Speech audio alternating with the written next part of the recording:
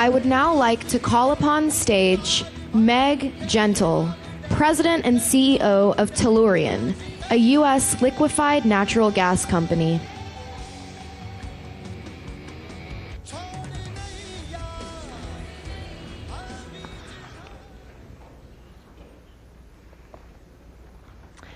Good afternoon, ladies and gentlemen. I think I have double microphone. 1, 2, 3, testing. Down. It is a pleasure. IDEA Summit and 44th Annual Meeting. I would like first to thank the U.S. Chamber of Commerce and Tom Donahue in particular.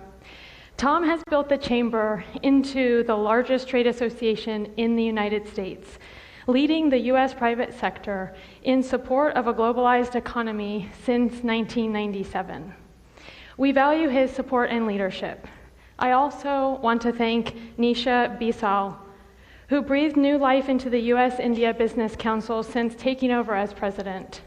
She has been a tremendous champion for U.S.-India business relations and cooperation, both in her previous roles in government and now with the Chamber. This is a fortuitous time for such an event, coming on the heels of the world's largest democratic elections, where Prime Minister Modi won strong re-election. The U.S.-India relationship is broad and deep, and this summit will allow us to think through our shared values and how to further importance and influence in the Indo-Pacific region and the broader world cannot be overstated. India is a key ally of the United States, and with a population of 1.3 billion people, has one of the fastest growing global economies. Under Prime Minister Modi's leadership, India's economy has grown and modernized at an incredible rate of over 7% per year. In 2018, the World Bank ranked India number 77 out of 190 economies in the Ease of Doing Business annual ratings, jumping 23 positions since 2017. One of the keys to India's economic success is energy, and transitioning India into a cleaner natural gas plus renewable-based economy. This is one of Prime Minister Modi's top energy goals. At Tellurian, we are proud to support the Prime Minister's efforts, and we are eager to be part of India's economic future. In February, we signed a memorandum of understanding with Petronet, the largest importer of liquefied natural gas in India.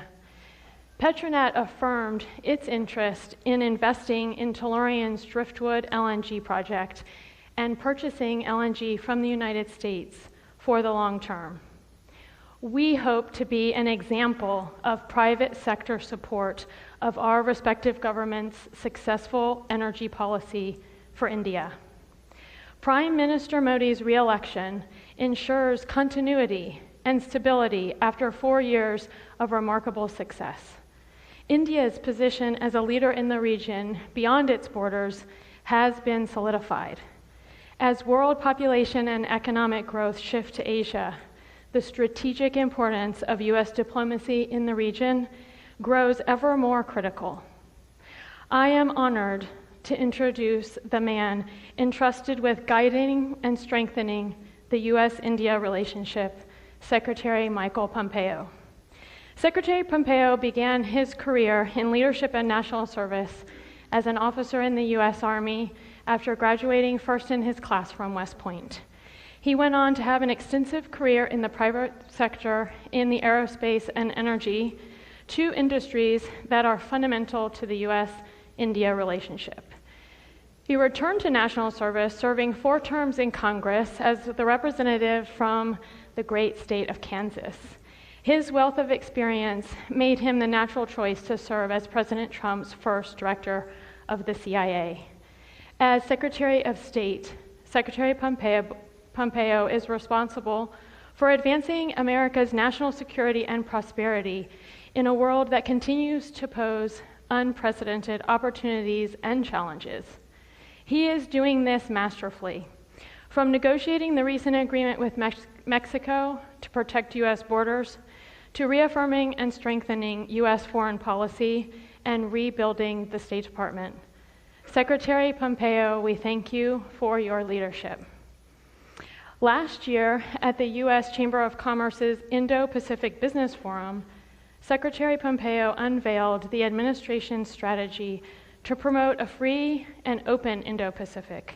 Within this strategy, Secretary Pompeo announced 3 initiatives targeting the areas of digital connectivity and cyber, infrastructure, and energy. The Energy Initiative, Asia Edge, comes at an opportune time as the United States and India are growing ever more compatible on energy.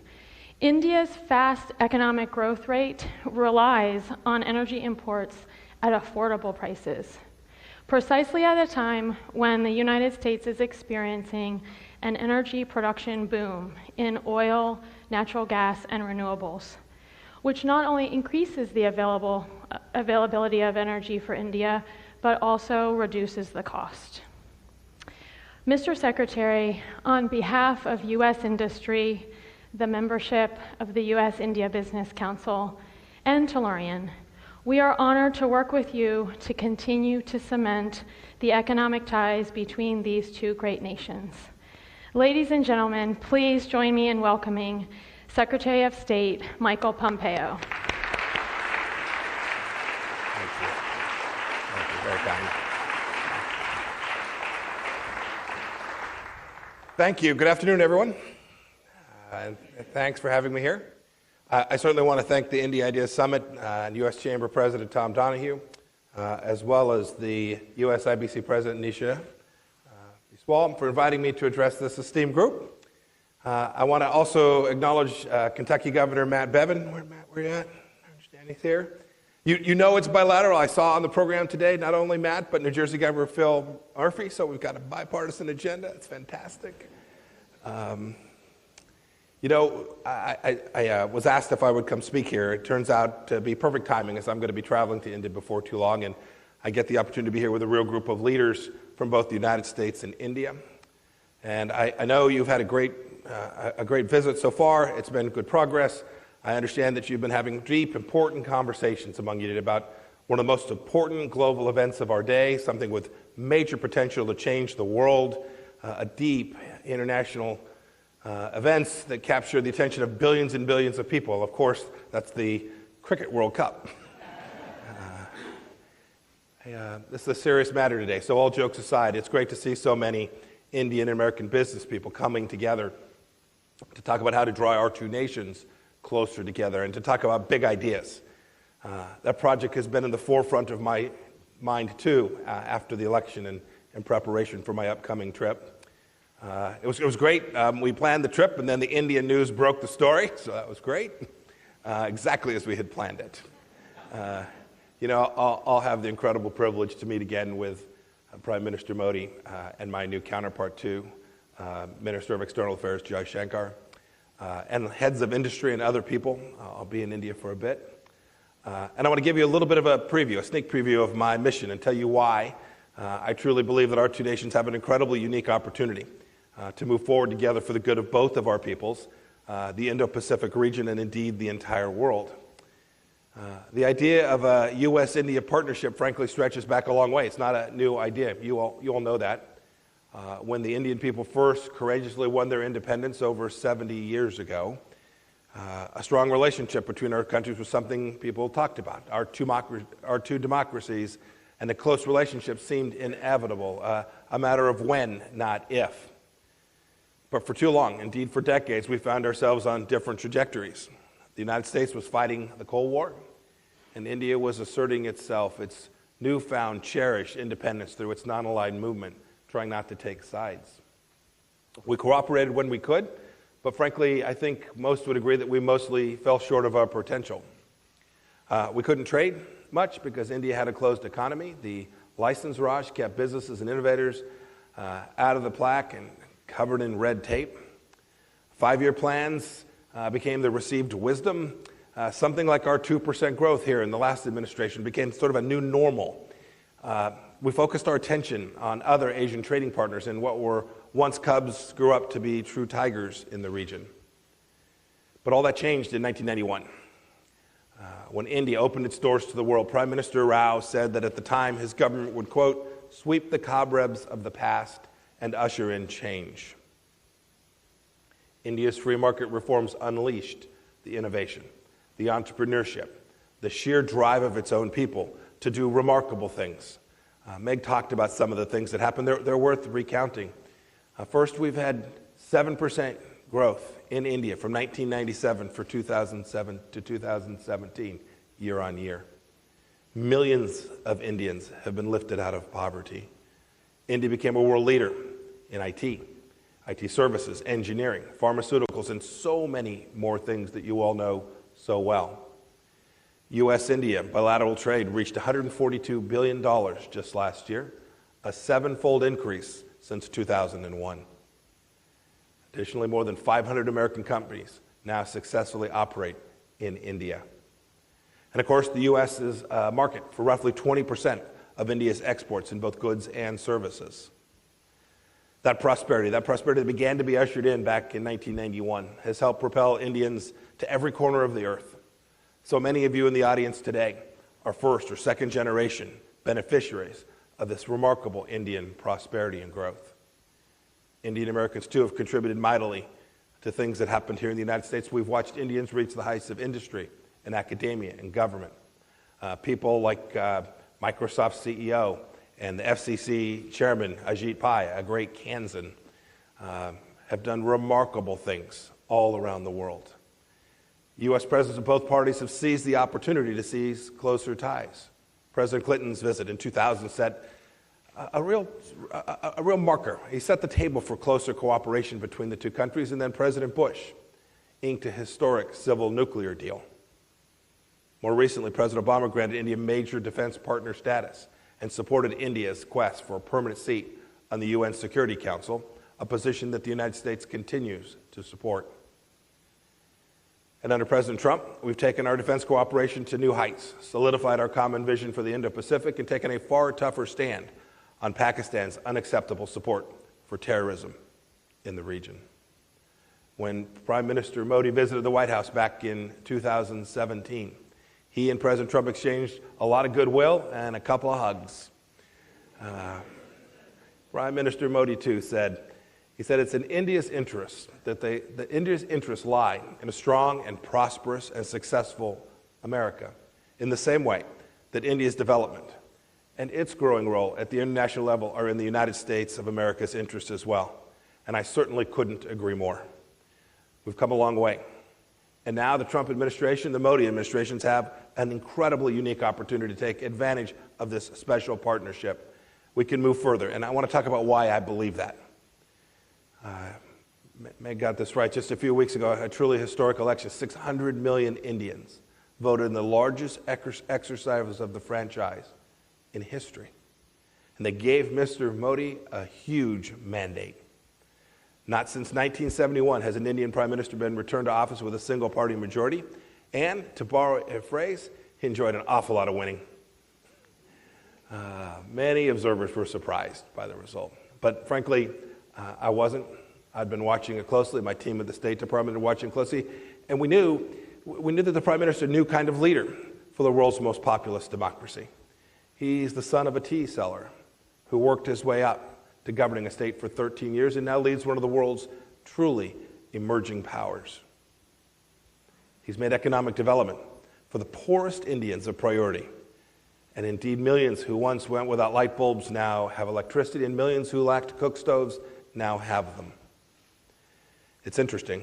It's interesting that young Indians constituted one of the Prime Minister's largest voting blocs, one of his biggest groups of support in this most recent election. I think that tells you something. I think it tells you something that Indian voters think Prime Minister Modi can and will open up a new, more prosperous future for each of them. For my part, as a Secretary of State, I know I have a strong partner, a new great counterpart in Minister Jaishankar, a former ambassador to the United States that most in this room know so well. He said back in April in remarks, he said he's ready to cultivate a warmer relationship with America, and he knows that the feeling is mutual. We want to move ahead. Here's how we're thinking about it. First, we have to build ever stronger relationships It's one of the great things about this gathering. Indeed, in the diplomatic world, we have a long bond with India. In fact, we've sent some of our finest minds to New Delhi, thinkers like Daniel Patrick Moynihan and our current ambassador, Ken Juster. But forging stronger ties is more than that. It means formalizing these individual friendships, building out a diplomatic framework for our two countries. I think we've done that, but there's more to do. Last year, we kicked off a 2+2 dialogue, and I attended alongside the Secretary of Defense. We also reinvigorated the Quad dialogue among the United States, Japan, and Australia, all like-minded democracies in the Indo-Pacific. I'm looking forward to my meetings in Delhi next week, and of course to the tea. But I want to talk about a couple other things I believe we can do together. We must embrace that strategic framework that works for both of our nations. We respect India as a truly sovereign, important country with its own unique politics and its own unique strategic challenges. We get it. We realize it's different to deal with the likes of China and Pakistan from across the ocean than it is when they are on your borders. That's why in this room, not so many months ago, I elaborated on President Trump's vision for a free and open Indo-Pacific. It starts from the premise that we share a common set of values, the values of democracy and freedom, and a core belief in the ingenuity of the human spirit.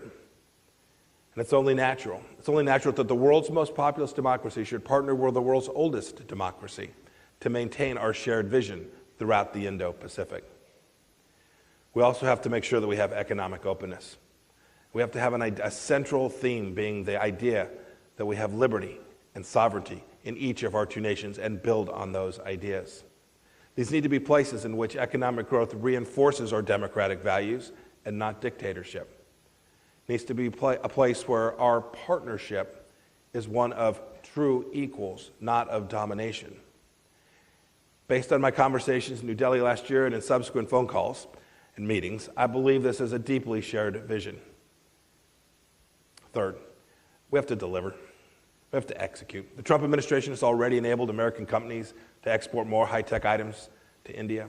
This includes cutting-edge defense platforms like armed UAVs and ballistic missile defense systems. We've already launched the Asia Edge program, to which Meg referred, to help India raise private capital to meet its energy and security needs for years to come. These are solid achievements, but we want to do so much more. We clearly have overlapping interests: defense, energy, space, the list goes on. On defense, the first batch of Apache helicopters are coming off Boeing's production line in Arizona even as we speak. Lockheed Martin's F-21 and Boeing's F-A-18 are state-of-the-art fighters that could give India the capabilities it needs to become a full-fledged security provider throughout the Indo-Pacific. On energy, we want to complete the Westinghouse civil nuclear project and deliver more LNG and crude. These steps will give Indians reliable, affordable, diversified energy independence so they will no longer have to rely on difficult regimes like those in Venezuela and in Iran. On space, NASA is already working with the Indian Space Research Organization on the world's most advanced Earth observation satellite and India's second lunar mission. I mean, how cool is that? Now I'm sure we'll broach some tough topics too. But as we democracies have come to know that we work out our disagreements, we bring them to the table honestly and fairly, and we'll probably discuss the recent decision on the GSP program. I do hope, we remain open to dialogue and hope that our friends in India will drop their trade barriers and trust in the competitiveness of their own companies, their own businesses, their own people, and private sector companies. We'll also push for free flow of data across borders, not just to help American companies, but to protect data and secure consumers' privacy. And speaking of privacy, we're eager to help India establish secure communications networks, including 5G networks as well. Look, those are just a few things that sit on the tip of our tongue, at the top of our mind. I can't go into everything we'll discuss here, because I don't want to spoil the surprise. But suffice it to say, this is a deeply important relationship, and I know that these conversations that we will continue with the new government in India that has so much promise for its people, for our relationship, and for the world. I hope together we will finally fulfill the great promise of cooperation that was present at India's birth and which remains evident today. These are big ideas. It's what you all came here for. And they're big opportunities too. And I'm very much looking forward to my trip next week and meeting with Prime Minister Modi and my new counterpart face to face. As Prime Minister Modi said in his latest campaign, he said, Modi Hai to Mumkin Hai. Modi makes it possible. I'm looking forward to exploring what's possible between our two peoples, and I'm looking forward to our conversation today, Meg. Thank you all.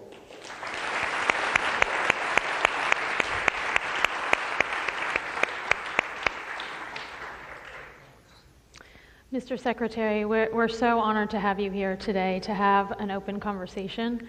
You talked a lot about the strategic initiative, so I thought maybe we would start at the strategic level. As you think about the Indo-Pacific region, what concerns you? What are the challenges that we're going to need to overcome to execute, as you say, on a lot of these new opportunities? You know, I talked about that actually, frankly, right here at the U.S. Chamber in my last set of remarks. I think we've executed over that time pretty well, but frankly, there's still a lot more work that remains to be done. Look, we all know the common challenges of nations that don't share our value sets, of nations that don't subscribe to private rules of private property and the rule of law and ordered liberty and all the things that both India and the United States value. Well, what does it take for those of us who do to work together? It takes a couple things. It takes real trust and commitment, and that's built through hard work, being there when times are tough and being there when times are good, recognizing that we have to develop win-win solutions between our countries. And as I've spent time in the region over, I guess it's now 15, 16 months as Secretary of State, I've watched nations in the region, India, Australia, Japan, South Korea, Vietnam. I could go through the list. I've watched those countries come to recognize that we have so many things that we can work on together, so many shared opportunities that we can, in fact, deliver on them. We have to be candid. We have to be straight. Where we have disagreements, we have to own them, work through them, find compromises that deliver good outcomes for every nation in the region, and then collectively begin to work in a way that will deliver growth throughout the world and for these countries throughout the Indo-Pacific for the next 5, 10, 25 years. Well, and I was really encouraged to hear you go through many industries where we have economic cooperation that's growing between the U.S. and India. So as you think of the strategy that was laid out, last year at the chamber meeting, what are those economic priorities that you want to accomplish within that larger strategy? Yeah, I talked about a few of them today. I didn't tell the story. I did business in India before I lost my mind and ran for Congress. I ran a small business that made machine parts for the aerospace industry, and I spent a fair amount of time in Bangalore and in Chennai working with HAL, with Hindustan Aviation Limited, to sell products. We had a small joint venture. I'll tell you what, it was tough. India was still opening up. It was still figuring its way through, but there was a real value proposition there, and we did well. When I think about that, when I think about what businesses need when they go to invest in each other countries, they need stability. They need a set of rules they can understand. They need to make sure that the efforts that we put forward together from the United States have sufficient bipartisanship, that they won't be whipsawed as we have elections here. That is, when you invest, your ROI often extends beyond any particular Congress or any particular administration. If we can do those things, and I talked about some of the fields. It's already happening in technology and engineers. I know all of the amazing, brilliant Indian students that come to study in our schools at Wichita State University in my hometown. Lots of amazing people doing amazing things, wanting to come work in places where they can go make money and be successful. They don't care so much if it's an Indian company or an American company. They want to go out and use their skill set. If we can, at the State Department, lay the foundation for that, then I'm confident the folks in this room will knock it out of the park. They'll take risk, they'll invest capital here and in India, and we'll grow both sides of the relationship.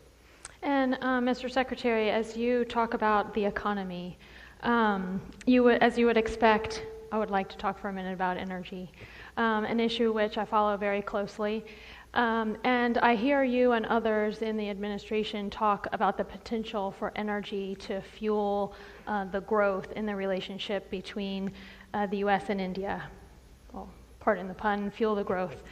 And LNG really has that potential to meet many of the initiatives and goals of the Modi administration for cleaner air, decarbonized economy. So what can we as energy companies focus on that are aligned with the State Department's strategic initiatives? Yeah, so it's a fantastic question. I've talked about this a lot as the Secretary of State. I think it provides a real opportunity for American businesses, but for global growth as well. We've been blessed with abundant, affordable energy right here in the United States, and we're now out producing it at enormous levels, not just crude oil, but natural gas as well. So on our side, we've got to make sure that we build out the infrastructure that's necessary so that we have the infrastructure so that we can deliver it and provide these opportunities. And then the State Department's role is to make sure that we're out talking about that, sharing with other countries that we can be a reliable partner for their energy. When you make an energy investment, it's 10 years, 20 years, 40 years that capital will be at risk. And so we need to make sure they understand we're a reliable partner. That we honor contracts that we can deliver, that our pricing mechanisms will be right and capital markets will work to make sure that these products can be delivered in an affordable method. And when we do that, I think we can fuel growth in lots of places in the world. And I think India is a great example. They can have a fully diversified energy portfolio where they don't have to rely on nations that aren't as reliable as the United States, and have good outcomes that their business leaders can count on, and frankly that Americans thinking about investing in India can count on as well. And infrastructure is so important not only at the national level but at the state level. And something that this summit tries to address is state-to-state and city-to-city relationship building. And can you talk a little bit about how that state and local level relationship is important within the overall, national security context, and what we can do as businesses to improve state and local initiatives?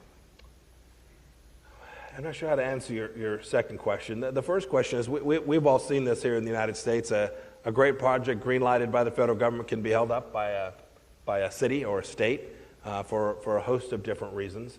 The same thing is true in other countries that we attempt to do business in, where they have local regulations or those who don't share the national government's interest in a particular project. Look, I think as business leaders, we have to be honest about that. We just have to confront it.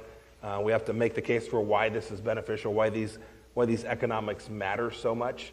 And then, of course, there are times when nations need to make the decision that we're going to put these decisions at the federal level because they have a real impact that goes far beyond what a particular state may have an interest in, and indeed have a deep impact on America's capacity to deliver national security for all Americans. And I think that's true for other sovereign nations as well. And as you know, from the business standpoint, we're watching the news, we're watching what you're doing in the news, and some of the recent headlines have some people concerned about harbingers for future economic partnership. What are some ways that we can reverse some of that and kind of reassure markets about the U.S.-India partnership?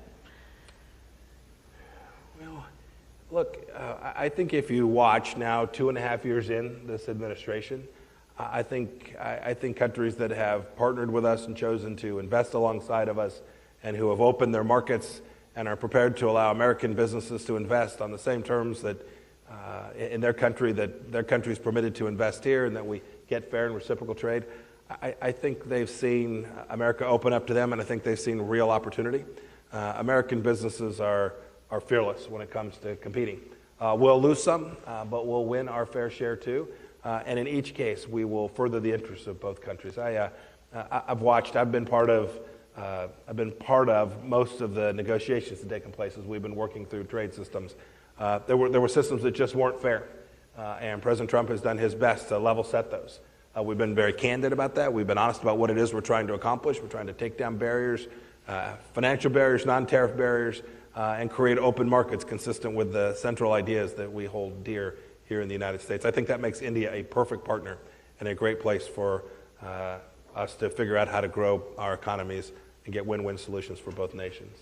And we're going to hear from a lot of agencies within the administration. So Secretary Ross from Chamber of Commerce, from Commerce, OPIC, I think, USTDA. So as agencies are working through trade initiatives, what can we do as businesses to make sure that our interests are aligned with yours?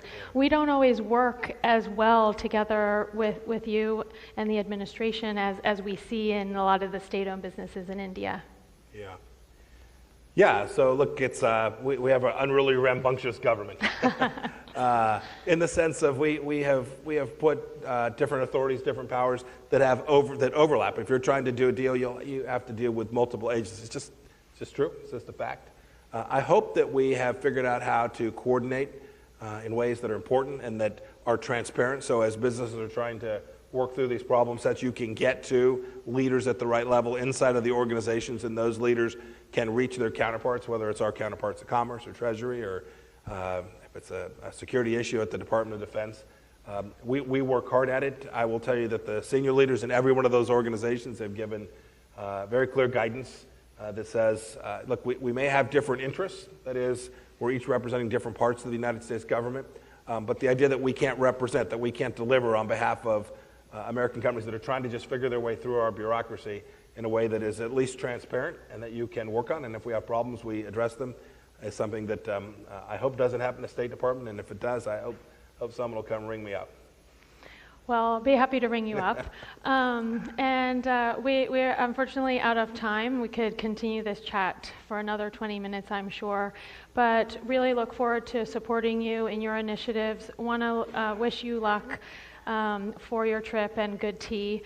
And thank you so much for being here today as we look forward to a partnership with U.S. and India in business and in government going forward. Thank you. Thank you all very much. I would now like to call upon stage VIRIN Brilliant, Executive Vice President and Head of International at the Chamber of Commerce.